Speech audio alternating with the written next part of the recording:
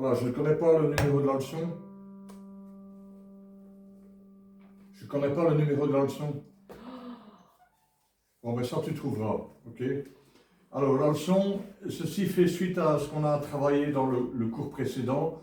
On est dans la playlist des gammes. On travaille exactement la même gamme que celle qu'on a préparée, sauf que l'avantage ici, on va jouer sur un backing track. Je vais donner le nom du backing track pour pouvoir le retrouver sur Internet. La tonalité, c'est Si. Si, dans le langage international, ça s'écrit B, Si, Si. Et on joue en position mineure au départ de la 7e case sur le premier schéma. Et on joue sur les cordes centrales, on ne joue pas sur les cordes extérieures. On joue sur la 5e corde, la 4e, la 3e. Ok, et on joue qu'avec 2 doigts, avec le doigt 1 et 3. Donc on va apprendre déjà, on a déjà appris ça, à empiler les doigts. Donc le 1 ne bouge pas, tant que les 2 notes ne sont pas finies. On fait la même chose sur la corde suivante. Et la corde suivante. L'exercice qu'on va réaliser se joue en croche et le but c'est de ne pas regarder la main droite. On ne regarde que la main gauche, on pose correctement sa paume sur le chevalet pour étouffer légèrement les cordes avec la paume. Très légèrement. Et le nom du backing track, c'est... Un petit instant, ça s'appelle One Chord Guitar Backing Track B minor. One chord, c'est accord.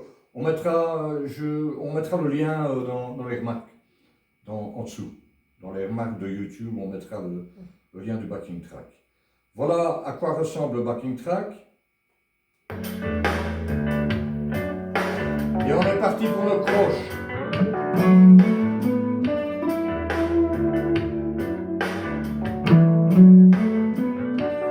Et on attend le début de la mesure, c'est-à-dire 1, 2, 3, 4. 3, 4. 3, 4.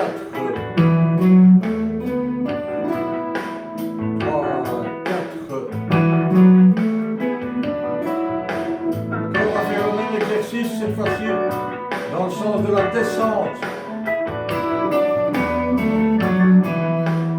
3, 4. 3,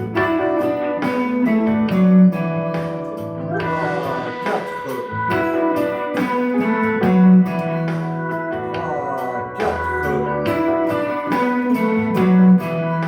Voilà. Il faut pratiquer cet exercice assez régulièrement. Mais bon, ici je vois qu'elle a le lecteur vidéo par défaut de l'application là. On ne sait pas modifier la vitesse, c'est dommage. Donc il faudrait une autre application, il faudrait VLC Player. Et ça on verra une autre fois quoi. On va, oui, dans les leçons suivantes, on jouera sur les 2 petites cordes. Je peux l'essayer maintenant, hein, mais... Donc le doigt 1, il est toujours en 7e case. Ouais, sauf que le petit doigt, il est décalé d'une case, vers la droite. Le petit doigt, voilà.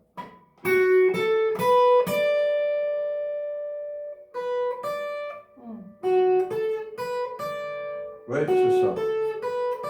Ouais, et c'est la même technique, empiler, désempiler. Ok, on essaye avec ça.